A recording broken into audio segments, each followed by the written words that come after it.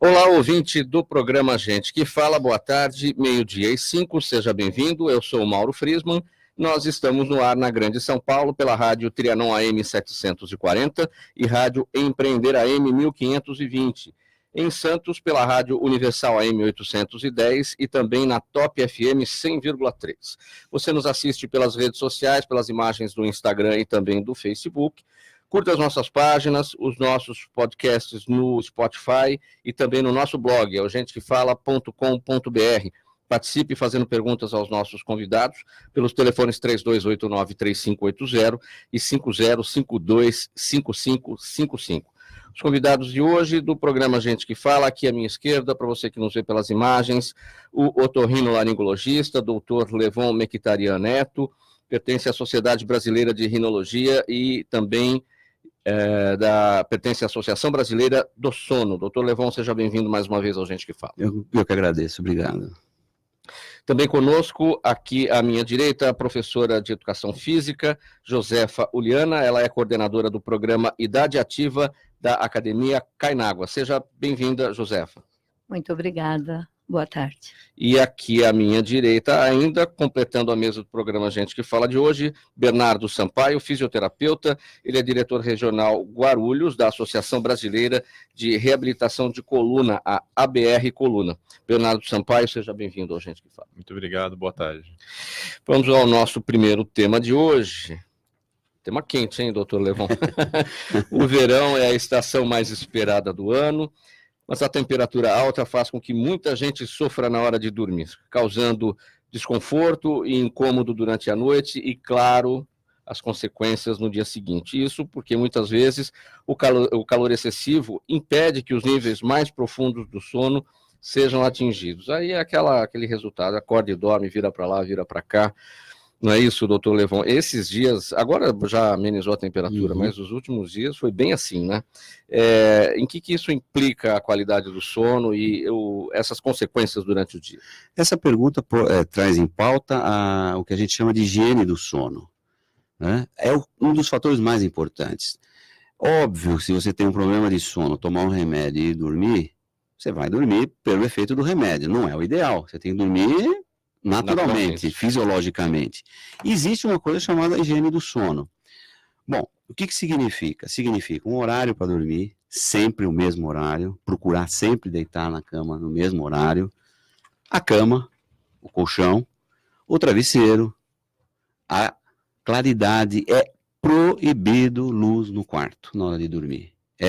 Até frestas tem que ser apagadas, não pode ficar. O organismo, o cérebro entende que está na hora de dormir se estiver tudo escuro.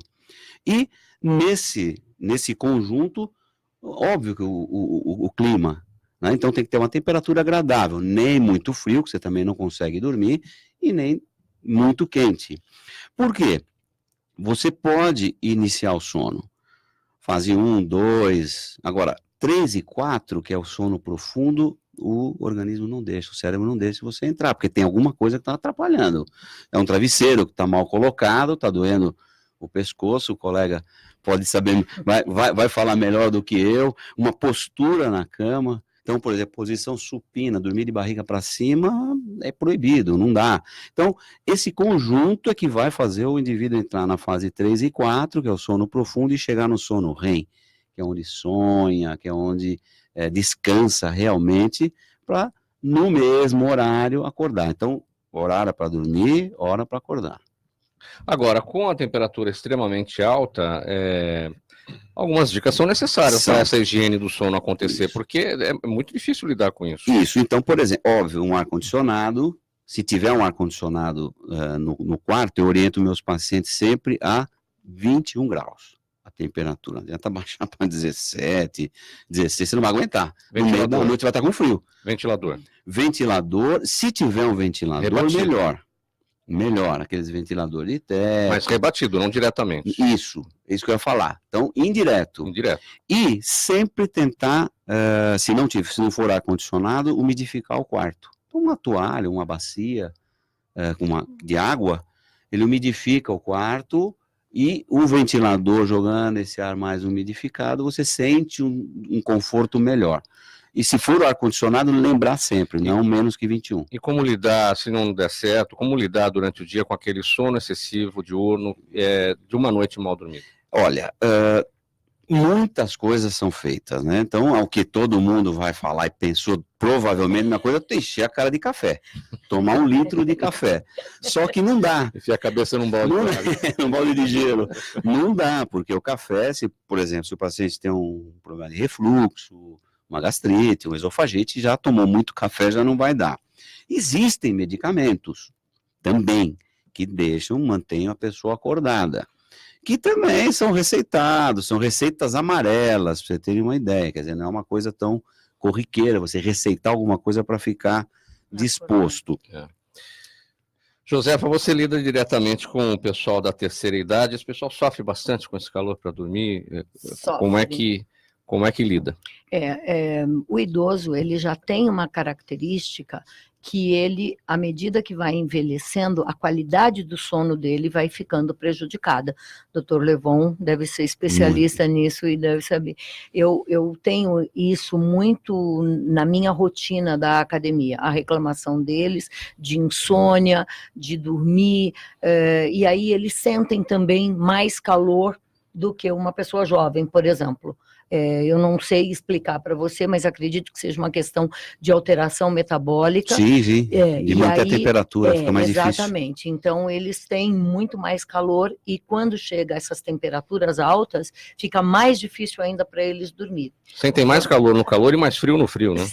Sentem. E é muito engraçado porque vários terminam optando pela medicação para poder ter uma qualidade melhor de sono, e outros passam, às vezes, a madrugada toda acordada, não conseguem conciliar o sono, e aí dormem de manhã, perdendo o melhor período da manhã para fazer atividade física, para caminhar, para tomar sol, eles terminam ficando na cama.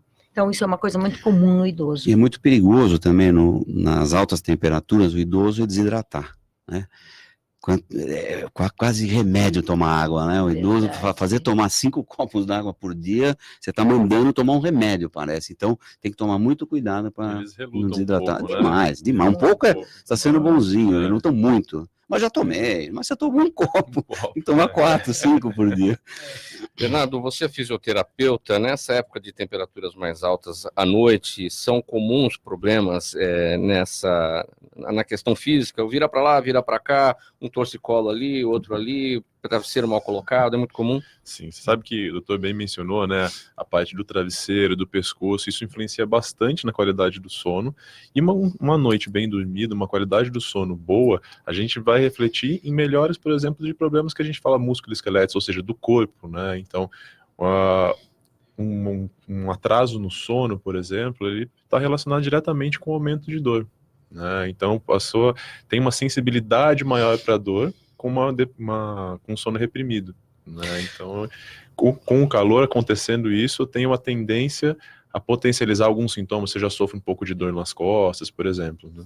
Qual é a dor física mais comum que surge com a alta temperatura à noite, impedindo o sono? Eu acho que um pouco mais essa parte de tensão muscular por não conseguir dormir. Entendeu? Por não conseguir achar uma posição, aí começa a gerar uma tensão, começa a ficar mais rígido, começa a ficar se mexendo o tempo todo e não achar a posição, e aí vai gerando algum sintoma que, por hora, é momentâneo, mas que pode persistir. Uma dor que possa surgir, como uma dor que um problema que já existe e que pode se acentuar nesse momento. Pode se acentuar pela falta do sono, o corpo sente, ele fica como se ficasse um pouco mais sensível. Né, você tem uma dor, você passou o dia sentado trabalhando, você tem uma dor nas costas. O que você imagina? A hora que você for dormir, você vai descansar e vai levantar sem essa dor. E se você não dorme? É o que ele está falando, vai ficando. Então você fica uma coisa crônica, uma dor crônica. Aí, chama para o meu lado, a pessoa não dorme por causa da dor. É mais um fator para não dormir. Aí toma um remédio para dor. Muitos deles tem outros efeitos, outros problemas, outras situações que podem manter acordado, tem estimulantes, outros têm relaxantes musculares, relaxa muito, e aí não respira direito. É complicado, então é muito importante. A gente tem linhas de estudos para dor crônica lombar, por exemplo, relacionadas à higiene do sono, relacionadas à qualidade do sono.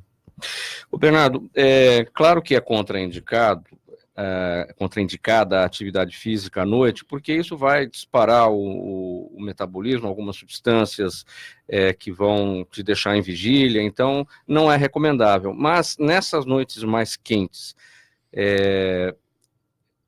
dá para fazer atividade física à noite, até porque muitas vezes durante o dia está tão quente que não dá para fazer uma atividade física. Então, é melhor fazer à noite, a temperatura está mais baixa e é mais agradável. Sim, aí a gente só tem que tomar um pouquinho de cuidado com o tempo que eu vou ter para dormir. Com o tempo que eu vou ter para descansar, para baixar um pouco aquela adrenalina, por exemplo, né? Para a gente conseguir fazer uma higiene do sono. Então, se eu conseguir regrar isso, eu consigo fazer uma atividade física à noite. Se der para fazer uma atividade física um pouco mais regrada, não de altíssima intensidade, talvez isso ajude também. O que você recomenda, Josefa, como professora de educação física, nessa questão? Eu acho que nessa época do ano, onde nossas temperaturas ficam muito elevadas, tem que tomar muito cuidado. Primeiro, com a roupa que você está usando para fazer atividade física, tem que ser uma roupa extremamente confortável. Hoje nós temos aí no mercado tecidos de excelente qualidade, para que libere essa transpiração durante a atividade física. O local onde você faz a atividade física é muito importante, que seja bem ventilado. Os idosos, eles têm uma coisa muito legal, que eu digo por ser a minha área, que é o fato de trabalhar na água, a hidroginástica. Então, isso libera muito essa questão do calor, uma atividade física extremamente adequada, numa temperatura extremamente adequada, que é a da piscina, né? Mas quem não tem essa opção e faz atividade dentro de uma academia com musculação, caminhadas nos parques, os aparelhos que hoje existem nos parques, o que ela deve fazer? Procurar sempre os primeiros horários da manhã, sempre com uma garrafinha de água do lado para manter a hidratação, ou no final da tarde, quando também a temperatura está um pouco mais amena, o sol já não é tão intenso. À noite, como o Bernardo falou, é contraindicado se você for fazer uma atividade de alta intensidade ou durante um período muito prolongado. Fazer 2 horas de atividade à noite é contraindicado, porque você vai interferir diretamente na qualidade do sono. Está no mesmo grau da alimentação à noite, né? Então, alimentação e exercício para deitar e dormir 4 a 5 horas depois. Doutor Levon, o senhor destacou a questão da higiene do sono, essa necessidade de eliminar toda e qualquer luz dentro do quarto, então até frestas, a luz do display do rádio relógio, enfim, qualquer tipo de coisa que possa incomodar. Mas tem gente que não se incomoda com isso, que dorme muito bem, pode estar uma banda de rock das mais barulhentas, que não vai ter nenhum tipo de problema. E tem gente que se incomoda ali com aquela luz piloto da TV, se tiver TV no quarto, né? O que determina essa sensibilidade? Então, é assim, dormir e acordar está diretamente relacionado ao hormônio. Então, a melatonina faz dormir, e tem um outro hormônio que faz acordar. Então, para que a melatonina atinja um pico ideal, quando começa ao pôr do sol, a gente começa a elevação da melatonina. É fato, todos nós aqui já passamos por isso, lá pelas 8h30, 9, 10 da noite, você está que tá já. Pescando. É nessa hora que você tem que ir para a cama dormir, a melatonina atingiu um pico. Aí, se você vai para o quarto e dorme em seguida, como você falou, não interessa se está tudo aceso, se tem barulho, está errado. Existe um período de latência para o sono e deve ser respeitado entre 20 a 30 minutos.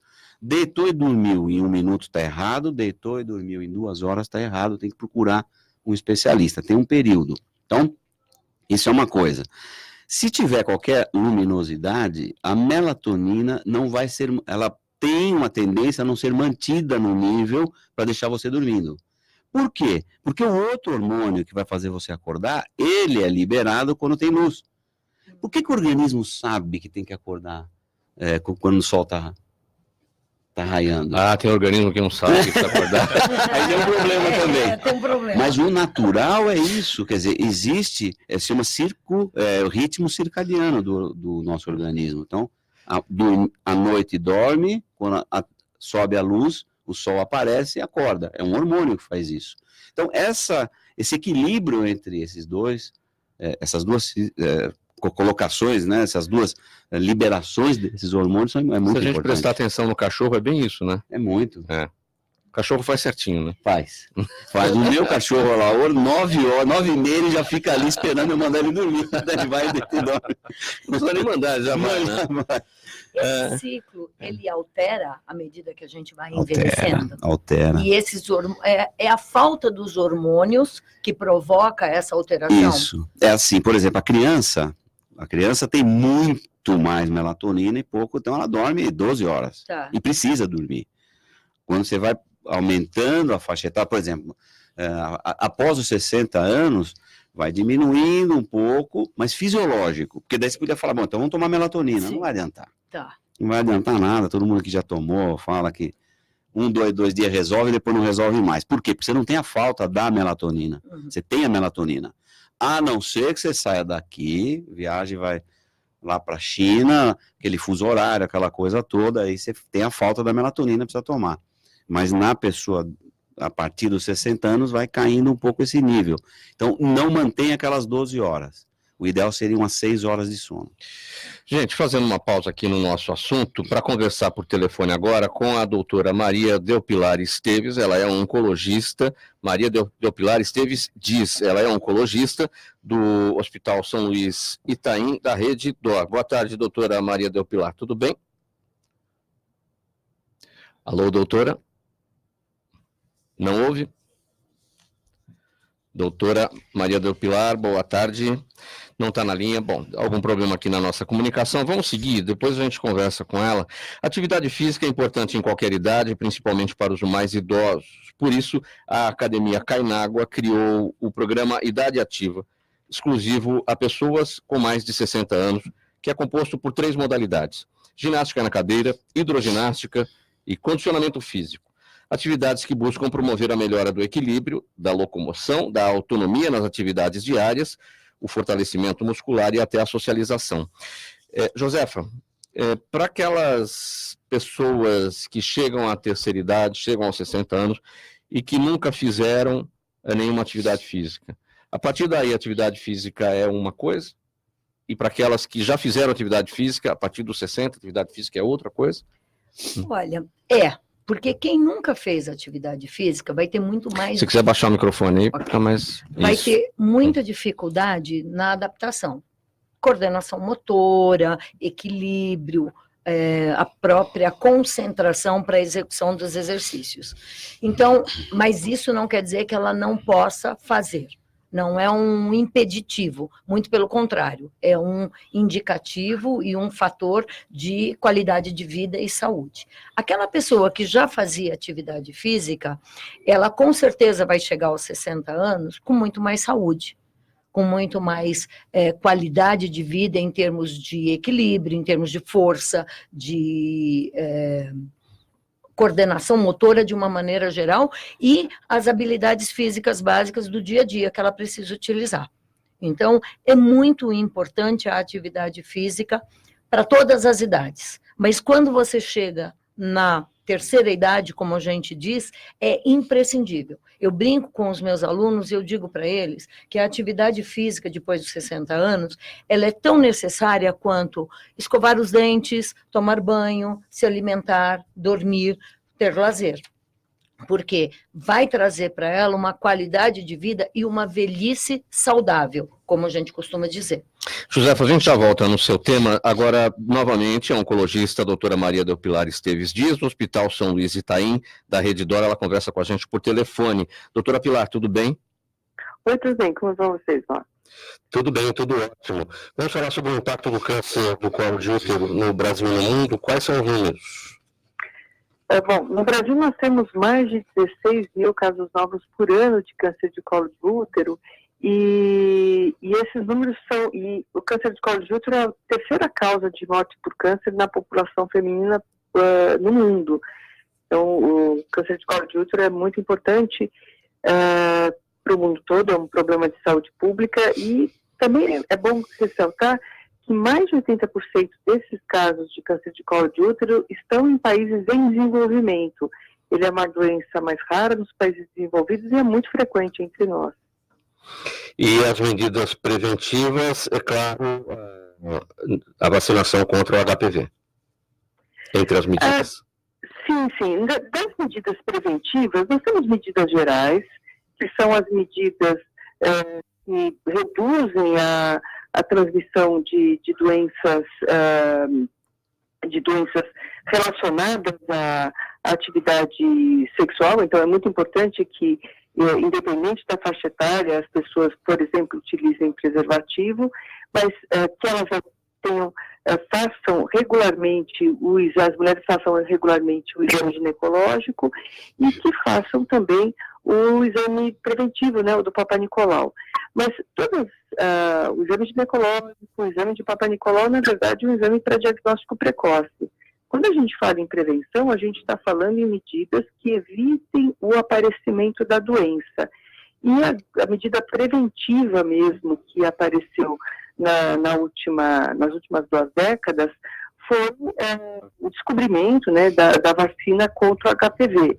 As vacinas contra o HPV, a bivalente e a quadrivalente, elas protegem contra os tipos que estão mais relacionados com câncer de colo do útero. E no Brasil, o que nós temos disponível é a vacina quadrivalente. Na rede pública, a gente tem disponível a vacina quadrivalente. Ela protege contra o câncer de colo de útero e contra o condiloma acuminado, que são as verrugas genitais. Doutora Pilar, qual é o alerta que a gente deve fazer para que os níveis de vacinação, as metas de vacinação sejam de fato atingidas? Porque a gente sabe que tem muita gente que acaba abrindo mão, né? E é importante correr atrás da vacina e fazer a prevenção. Essa vacina já demonstrou, essa vacina está sendo utilizada há muitos anos, são muitos milhões de doses aplicadas no mundo inteiro, e os países que fizeram uma vacinação eficiente, então, Austrália, países europeus e mesmo os Estados Unidos, eles conseguiram uma redução de casos de câncer de colo de útero, uma redução também de casos de lesões pré-câncer espantosa. Tanto é que a Europa e a Austrália já estão falando em erradicar o câncer de colo de útero. Então, vacinar tem se demonstrado muito eficiente.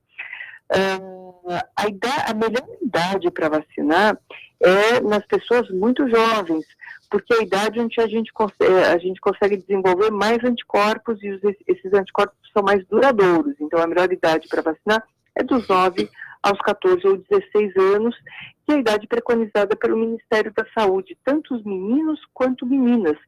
Porque nas mulheres nós temos o câncer de colo de útero, mas nos homens nós podemos ter o câncer de pênis, câncer de orofaringe, então existem inúmeras outras doenças relacionadas, outros cânceres relacionados ao HPV.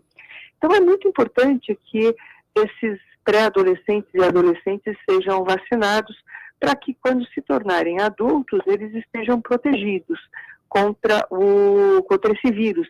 E eles não adquiram o vírus, mesmo que venham a ter contato com ele, que é a mesma lógica de qualquer vacina. Quando nós vacinamos contra sarampo, contra hepatite, eu estou desenvolvendo anticorpos para que o vírus não consiga proliferar no meu organismo.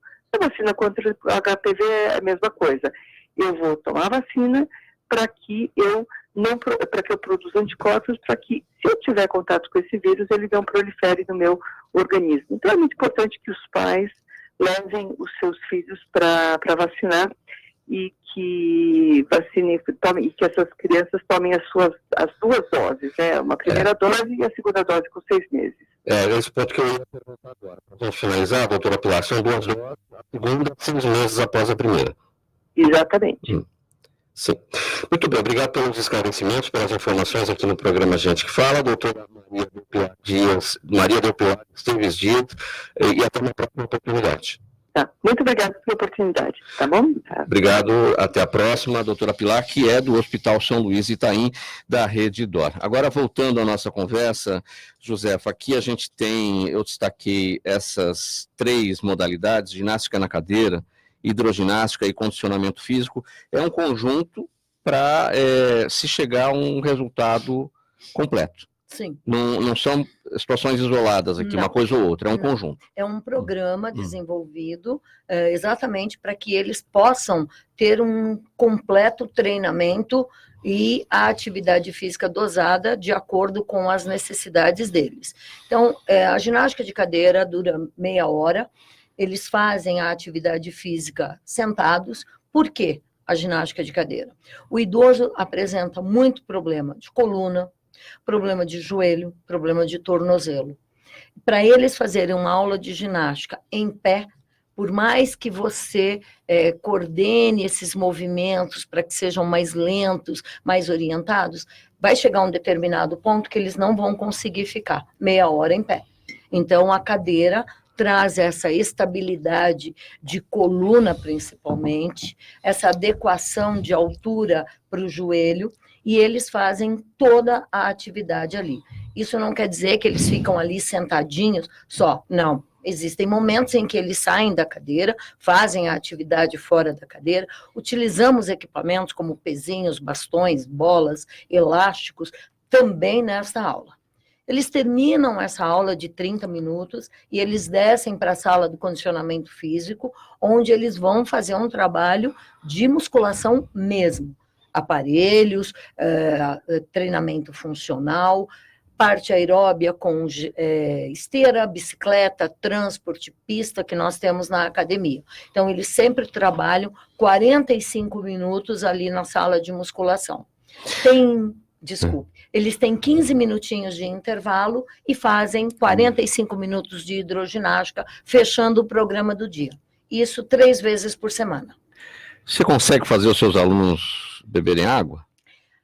Muito difícil, é o meu maior problema. Eu levei para os meus alunos recentemente uma pesquisa onde vários geriatras que trabalham em clínicas de atendimento, clínicas de repouso, residenciais de idosos, e eles contam os casos em que o maior problema que eles têm na casa de repouso, principalmente, é fazer o idoso tomar o líquido.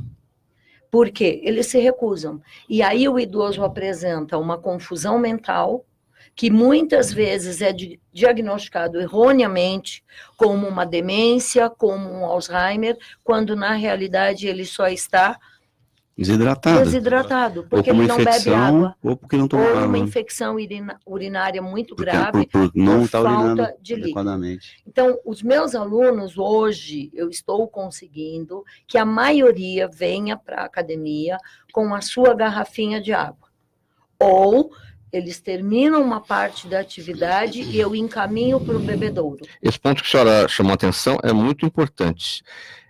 Há uma confusão entre desidratação e sintomas de demência? Sim, muito. Mas, infelizmente, o doutor Levon pode nos auxiliar aqui. Confusão, um dos diagnósticos, dos sintomas do diagnóstico de desidratação na pessoa idosa é a confusão mental.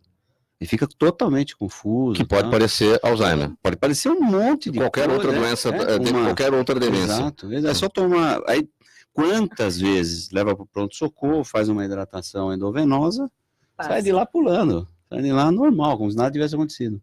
Agora, idosos que possuem doenças relacionadas às demências, quando estão desidratadas, esses sintomas pioram ainda mais. A evolução da doença. A única restrição são nos cardiopatas. Né? Não pode tomar muita água também, porque dá uma sobrecarga cardíaca, mas tem que tomar água. Essa é a regra. Não muita, mas tem que tomar. Ô Bernardo, em que momento o fisioterapeuta passa a fazer um trabalho conjunto com o professor de educação física? Eu acho que é uma ligação intensa, né? Porque a qualquer momento. A qualquer momento. Ou em todos os momentos. Na verdade, em todos os momentos, né? Porque é muito comum. Bom, a pessoa idosa, ela tem normalmente uma perda de massa magra, perda de massa muscular, rigidez ligamentar, rigidez articular, e com isso gera também desequilíbrio, né? Tem umas alterações, por exemplo, na marcha, alterações para levantar e sentar, né? Era até uma coisa que eu queria comentar, né, da progressão, como que é feito, né, da progressão do sentado, porque é de fundamental importância o físio estar junto, porque às vezes o idoso ele vai ter, às vezes, um desgaste articular, assim, a articulação está um pouco mais rígida, que precisa de um trabalho um pouco mais específico articular, aí o físio ele pode estar junto com o educador físico para a gente fazer esse programa e botar essa pessoa para movimentar. Né? Tem uma frase que eu gosto bastante, até comentar aquela hora que você estava falando, que é assim, nosso corpo ele foi feito para movimentar, então não adianta eu tirar o movimento dele. Né, eu tenho que adaptar o movimento, Sim. adequar as necessidades, né, e fazer o corpo se mover. E aí, de novo, a água é fundamental nisso tudo, porque as articulações têm que receber água. Sim, uma boa hidratação global do corpo é fundamental para o funcionamento de todo o organismo. Né? Inclusive, a água ela pode ajudar vamos falar assim, diluir algumas substâncias, usar como mediador químico também de algumas substâncias do corpo. Né? Então, assim, é fisiológico. A fisiologia do nosso corpo depende da água. Quais os riscos de um paciente acamado não ter um trabalho de fisioterapia? Bom, aí são vários, né? Então, dependendo da condição desse paciente que está... Um paciente idoso. Um paciente idoso. Aí tem que ver se ele está acamado por uma condição ortopédica ou uma condição neurológica. Né? Então, essas são duas coisas básicas. E aí envolve também a condição cardiorrespiratória. Então, a gente só tem que ver direitinho o caminho que esse paciente está seguindo e por que ele está acamado, mas de uma maneira geral, o imobilismo do paciente que está acamado pode gerar problemas futuros. Né? Então a gente tem também a parte de conservação da pele, o idoso tem a pele um pouco mais fina. Né? As escaras que surgem. Isso, há uma desidratação natural da pele, né, conforme a gente vai ficando um pouco mais experiente, né, então todos nós a experiência afina a pele, afina a pele, desgasta um pouquinho as pecinhas dentro do corpo, as engrenagens, e às vezes dói. É isso mesmo, exatamente isso. Bom, vamos falar agora da fisioterapia desportiva, uma prática da medicina do esporte que trata e recupera as lesões causadas pela prática de exercícios físicos dentro de uma modalidade esportiva. Seu objetivo é não apenas tratar, mas também prevenir as lesões causadas pelo desgaste excessivo das articulações e do tecido muscular. Por isso é voltada tanto para os atletas quanto para as pessoas que praticam esportes regularmente, não necessariamente atletas profissionais, ou seja, para quem não pratica nada, para quem é sedentário, tem que ficar de olho nisso, tem que entrar nisso. Né? Então, a fisioterapia é uma profissão que ela está junto com a medicina, então a gente tem uma especialidade da fisioterapia que é a fisioesportiva, que caminha junto com a parte ortopédica, com a parte da medicina do esporte também, atuando também nessa parte de prevenção. Então, por exemplo, o cara vai começar a correr. Hoje em dia é muito comum a corrida, graças a Deus, né, que é muito comum a corrida, tirou muita gente do sedentarismo, né, mas o que a gente tem recebido bastante, a pessoa começa a colocar um volume de treino, né, começa a fazer uma intensidade que ela não está preparada. Então o legal é assim, vamos preparar primeiro e depois fazer a atividade. Aí nessa preparação tem em conjunto uma parte da equipe multidisciplinar, né, que é nutricionista, o médico, o educador físico e o fisioterapeuta. O fisioterapeuta ele vai entrar vendo, por exemplo, olha, qual o déficit, um exemplo clássico é o seguinte, qual o déficit muscular ou qual o déficit de movimento essa pessoa apresenta para a realização do gesto esportivo. Então, a partir disso, a gente vai fazer um programa preventivo ou então orientações importantes de como ele deve progredir o gesto esportivo dele. Ah, não, eu já tenho uma lesão. Bom, já tenho uma lesão, então eu tenho que entender como que aconteceu essa lesão, o porquê que ela tá aparecendo em determinado movimento. Geralmente atleta, ele tem a dor assim, não, é só quando eu arremesso a bola, só no fim do chute, ou só eu tô correndo antes de eu encostar o calcanhar no chão. Então eu tenho que entender no gesto qual fase está sendo importante para apresentar os sintomas. Então... eu destaquei aqui, Bernardo, que o objetivo da fisioterapia desportiva é não apenas tratar, mas também prevenir as lesões causadas pelo desgaste excessivo das articulações e do tecido muscular. Onde é que a fisioterapia tem atuado mais? São as duas áreas, mas é no tratamento ou é na prevenção? Porque o que a gente observa é que há uma negligência das pessoas em relação à prevenção. Pudesse falar uma coisa de gold standard, padrão ouro, né? A pessoa, é justamente isso que eu tô falando. Olha, eu vou fazer uma atividade, vou me prevenir. quero ver se tem alguma alteração na minha biomecânica, sei lá, da corrida, né, nos meus gestos esportivos, se a minha musculatura está funcionando bem, né? Então o padrão hoje seria entrar com a prevenção, com atenção primária, seria para a gente não chegar na parte de tratar, mas na verdade é o inverso que acontece, né? Então a pessoa se machuca e daí vai procurar tratamento, ajuda, né? É porque a gente vê, é muito comum nos finais de semana, aos domingos, muitas corridas de rua, muita gente, como você destacou, ainda bem que as pessoas estão saindo do sedentarismo, então tudo isso estimula, e há necessidade de um trabalho de prevenção que muita gente não procura. Sim.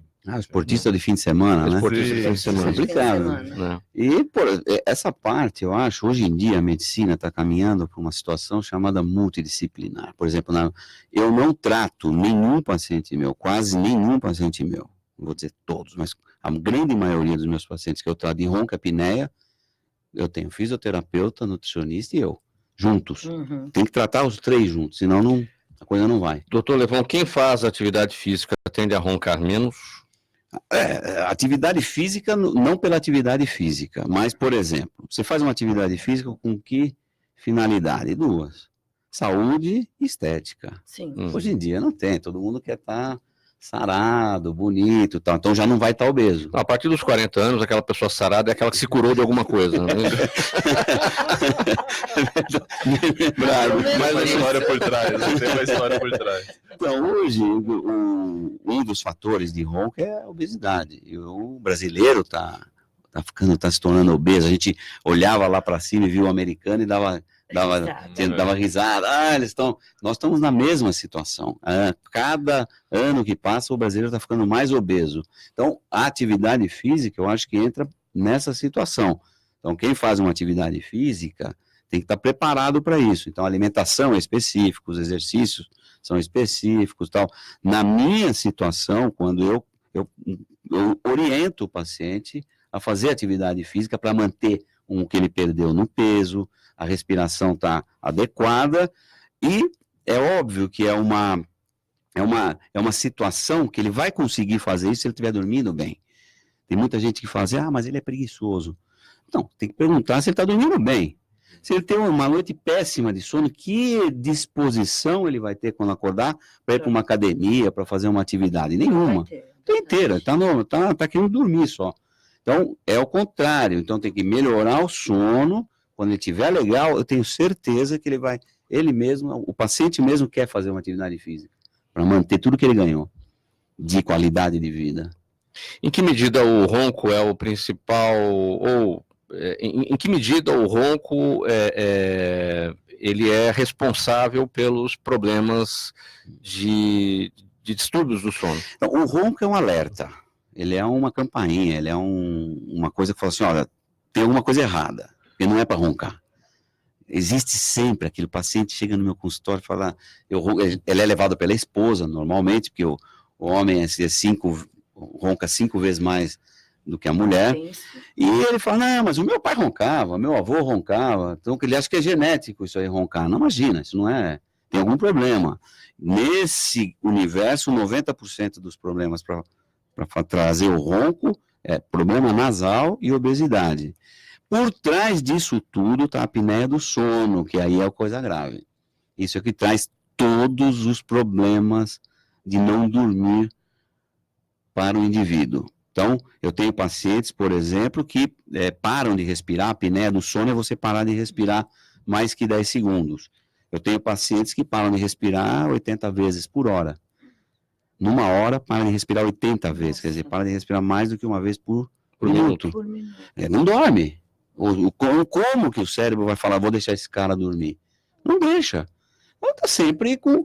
Isso cronicamente vai trazer problema cardiológico, vai trazer problemas no homem, na libido. Isso é a apneia. Apneia do mas sono. pode ter também outra doença. Ela leva a outras doenças. Sono. Ela leva a outras... Não, doença do sono. Doenças do sono tem a mais séria, é a apneia do sono, tem insônia e tem a parassonia. Insônia, por exemplo, o idoso tem muita insônia por falta de algum dispositivo, algum hormônio, dá para se tratar com medicamento. Agora, a apneia do sono é grave. Agora, juntando as especialidades todas da mesa aqui, a higiene do sono, que é aprendida com a otorrinolaringologia, e a atividade física aqui, com o preparo todo do fisioterapeuta e da professora, isso tudo tende a diminuir os problemas do sono. Ajuda muito. O primeiro passo de uma pessoa que tem algum distúrbio do sono é tentar fazer tudo isso que eu falei, a higienização do sono. Porque o dia a dia hoje é muito maluco, né? O dia é muito corrido, então a pessoa já chega ligada no 220 à noite para dormir. Então tem que ter um horário, tem que ter uma cama legal, travesseiro legal, temperatura, tudo bonitinho. Doutor Levon, uma pergunta. O senhor tem, eu acho que nós, da área da saúde, da educação física, da fisioterapia, nós temos um quadro muito corriqueiro. O aluno vem para a academia, ele está totalmente debilitado, ele está obeso, ele está com fraqueza muscular, e aí a gente começa a fazer um trabalho, ele fica na academia por 3, 4, 5, 6 meses, ele melhora toda essa condição, e aí o que ele faz? Ele vai embora, porque ele acha que ele está ótimo e ele não precisa mais. Por mais que a gente diga para os nossos alunos, os pacientes da fisioterapia... Não tem alta, né? Não tem alta. Ninguém vai dar alta para ninguém. E outra, é assim, a atividade física, eu brinco com os meus alunos por serem idosos, eu digo para eles assim, gente, o que vocês preferem? Gastar com remédio ou gastar com a academia? Porque a academia já provou, ao longo dessa minha estrada aí, a academia já provou que os pacientes, os alunos que vêm para a academia tomando 20 remédios por dia, depois de 6 meses, eles estão tomando no máximo 10, quando eles seguem o treinamento orientado com frequência corriqueira e faz disso uma rotina na vida. Agora, aquele aluno que vem para a academia, fica 3, 4, 5 meses e vai embora, ele volta depois com muito mais debilidades. Eu não sei se acontece isso com o senhor. Nesse seu raciocínio, Josefa, quero apresentar um número aqui, eu vi vocês dois, a Josefa e o Bernardo. O Brasil hoje é um país caminhando para a velhice. Em 1960 o país tinha mais de 3 milhões de idosos, hoje são mais de 20 milhões. A gente está envelhecendo com problemas, com baixa qualidade de vida por falta de preparo, e aí é a questão física, não é isso? Sim, é a questão física. O sedentarismo, né? A gente... É impressionante, assim, hoje em dia, o próprio, vamos associar um pouco ao mundo moderno, né? Tá levando o ser humano a ficar sedentário. Só que esse jovem de hoje, vamos colocar na faixa etária entre 30 e 40 anos, mais jovem, daqui a 20 anos ele vai ter mais de 60. E se ele se mantiver sedentário, quando ele tiver mais de 60, ele vai começar a apresentar alguns problemas de mobilidade, alguns problemas importantes aí. Isso aí a gente vai até mais longe, né? Chega a ser um problema de saúde pública mesmo, de gasto público.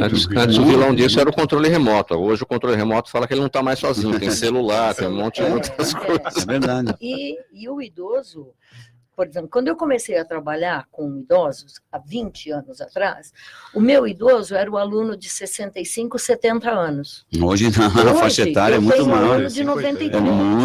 É muito. Com uma vida, com autonomia. Sim. Então, daqui para frente, esse número de A alunos... medicina está mantendo essas pessoas. Exatamente. Né? Medicina E o moderna. que vai acontecer? Esse meu aluno de 93, daqui a pouco eu não vou ter 1, 2, 3 alunos, eu vou ter 50 alunos com 85, 90, 90 e poucos anos. Então, por que é tão importante? Isso que o Bernardo acabou de falar, a multidisciplinaridade. Não dá para a gente fazer sozinho. Então, precisa do fisioterapeuta, precisa do médico, precisa do nutricionista e precisa do educador físico, para que a gente tenha um excelente resultado lá na frente. Pessoal, perguntas do público, do gente que fala. Doutor Levon, Jaime do Jardim Bonfilholi, pergunta em que medida as amígdalas são uma defesa do organismo. É o seguinte, a amígdala sempre vem à tona isso aí. Ela tem uma função muito importante, ela tá relacionada com uma coisa chamada anel de Waldeyer, que é um anel onde tem a adenoide, que é a carne esponjosa, as duas amígdalas que a gente vê, e tem a amígdala lingual. Então, esse tecido linfóide é responsável pela produção de imunoglobulina A. Só que é o seguinte, tem até um certo período, então até os 4, 5, 7 anos no máximo, ele é produzido.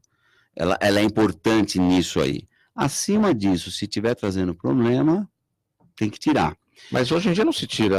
Tira. É assim, o que mudou antigamente todo mundo. Eu, na minha faixa etária, 60 anos, acho que não tem ninguém com amígdala, porque era um negócio. Mas por que era? Não é porque tinha que tirar. Tinham 2 antibióticos na minha época, que eu lembro. Eritromicina E sulfa. E a penicilina, o bezetacil. E se Que a não pessoa trazia tivesse cura, tomado né? tudo isso, ou não podia tomar, tinha que tirar a amígdala. Hoje tem um monte. Elas eram vistas como inimigas, né? E hoje tem um problema puxando a sardinha para o meu lado, a amígdala muito grande e faz roncar. Então tem que tirar. A criança atrapalha o sono da criança. Então eu nem pergunto se tem muita infecção. Tá dormindo, tá roncando, tá dormindo de boca aberta, tira. Dilatador intranasal resolve para o ronco? E nesses casos onde, como eu disse, 90% é nasal, é uma grande arma para ajustar isso aí. Mesmo que não corrija completamente. Mas a respiração noturna do ser humano é nasal. É proibido respirar de boca aberta à noite. Então, respirou pelo nariz, você já começa a corrigir muita coisa já. Marcos de Pinheiros pergunta para você, Josefa, a reposição hormonal masculina deve ser acompanhada de condicionamento físico? Olha, a gente tem aí uma questão muito séria, porque temos ainda uma linha médica que não concorda muito com essa questão da reposição hormonal.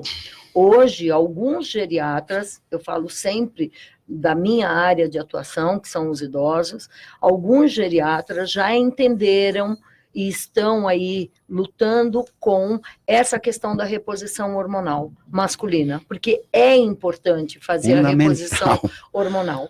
Porque da mesma forma que a mulher vai perdendo hormônios quando ela entra na menopausa e passa por todo aquele período muito desagradável, com os calores, as enxaquecas, os ressecamentos, o homem também passa, às vezes em menor ou maior grau, mas o homem também tem isso. Quando ele associa a atividade física com a reposição hormonal, o resultado é muito positivo.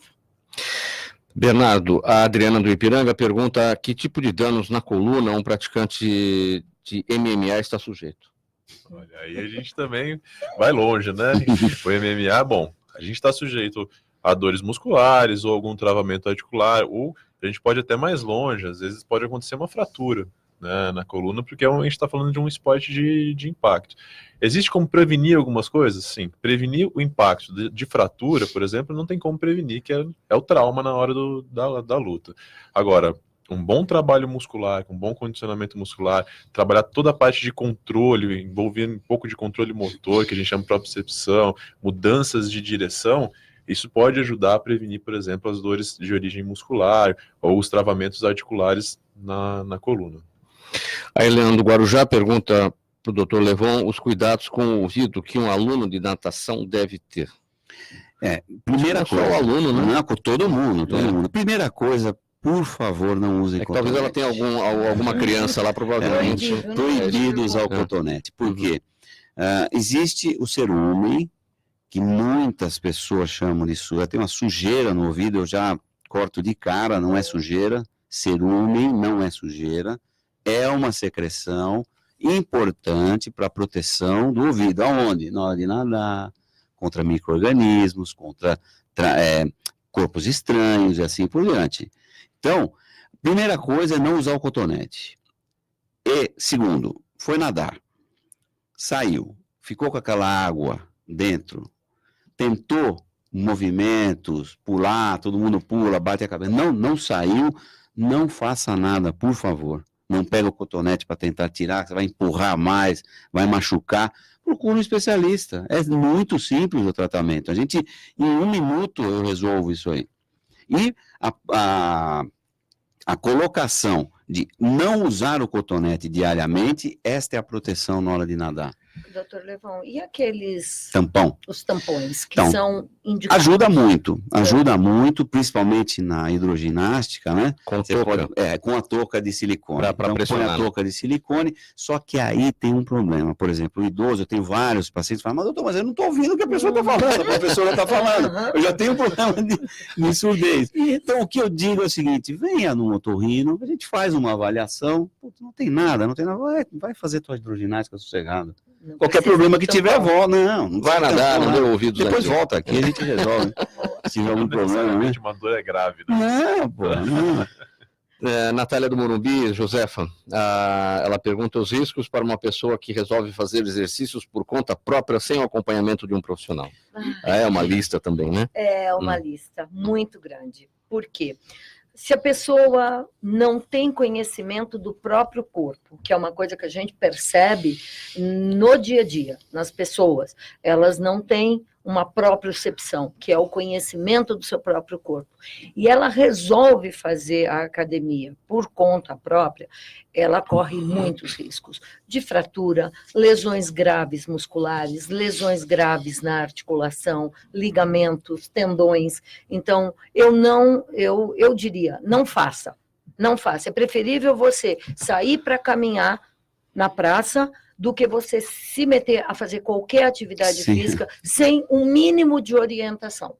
Peça ajuda para algum amigo, para algum profissional de educação física, algum fisioterapeuta, que dê pelo menos uma dica do que ela deve fazer. Jamais fazer sem ter nenhuma orientação. Bernardo, a Valéria de Guarulhos pergunta por que atualmente os atletas de alto rendimento têm tantas lesões crônicas. Sim, aí a gente tem também uma questão, traz um abraço para Guarulhos, é onde eu estou morando atualmente, né? É onde eu instalei minha vida profissional lá também agora. É o seguinte, os atletas profissionais, eles têm que chegar num nível extremo do corpo, sempre. Então, sempre no treinamento vai chegar no extremo do corpo. Não tem como chegar a esse nível extremo sem gerar microlesões, por exemplo, seja na articulação, seja na musculatura. Então, e muitas vezes, o que tem alguns trabalhos mostrando que atletas profissionais somatizam muito isso por falta de resultado, ou muitas vezes não conseguem chegar ao resultado. Então, a gente tem um componente psicossocial no atleta também que é super importante. Não adianta a gente tratar somente a parte física, né? Então a gente tem essa parte física, né, que é a biológica, do excesso, do acúmulo de treino gerar uma alteração no sistema musculoesquelético, na parte ortopédica, né? Então é comum o atleta falar, olha, não tem como eu treinar sem dor. É verdade, você trabalha com o pessoal de alto rendimento, né?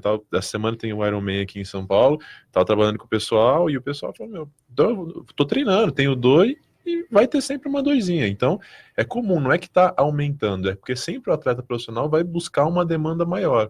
E o corpo muitas vezes não aguenta, por mais preparado que ele esteja, né? Se você pegar, por exemplo, atletas de TV, sei lá, Djokovic do tênis, Nadal no tênis, ou todos esses caras, você pode ver que tem o físio do lado, sempre. Sempre, né? Bernardo Sampaio, você está com a palavra, então a sua despedida, a sua mensagem para o nosso público, seus canais na internet. Legal. Bom, foi um prazer estar aqui com vocês, eu sempre gosto desse bate-papo, acho super produtivo, né? Quem quiser conversar comigo lá nas redes sociais, quem usa o Instagram é @BernardoSan, é o meu pessoal, ou onde eu posto bastante conteúdo legal, referências à coluna, é @ITC Guarulhos no Instagram, e no Facebook é ITC Vertebral Guarulhos, tá? É isso. Josefa, sua palavra final, sua mensagem para o público, seus canais. Em primeiro lugar, agradecer a vocês pelo convite, me senti muito lisonjeada, foi uma delícia o nosso bate-papo. Quem quiser mais informações, estou lá na Academia Cainágua, no Morumbi, tenho o Instagram, Amapola 2001, qualquer dúvida que tenham pode me perguntar, Facebook Jouliana, podem me procurar também, e nos visitem. Teremos imenso prazer em recebê-los lá na academia. Muito obrigada. Doutor Levon, sua palavra final, seus canais. Eu sempre agradecendo, é uma satisfação estar aqui nesse programa. Os ouvintes podem tirar alguma dúvida, eu tenho um site, que é o site doronco.com.br, e tem lá também todas as indicações de Instagram também, e é isso. Muito bem, um agradecimento então aos participantes de hoje, em nome da equipe do programa Gente que Fala, o otorrinolaringologista, o doutor Levon Mectarian Neto, a professora de Educação Física Josefa Uliana, o fisioterapeuta Bernardo Sampaio. Na mesa de som, o Fabiano Souza, na gerência técnica da Rádio Trianon, Sérgio Souza, apresentação minha, Mauro Frisman, pauta e redação Pedro Esquiavon, diretora de produção Zenilda Salvato, direção-geral do programa do jornalista Fausto Camunha. Do outro lado do Gente que Fala, você, ouvinte, a razão da nossa presença aqui. Muito obrigado pela audiência, tchau, até amanhã.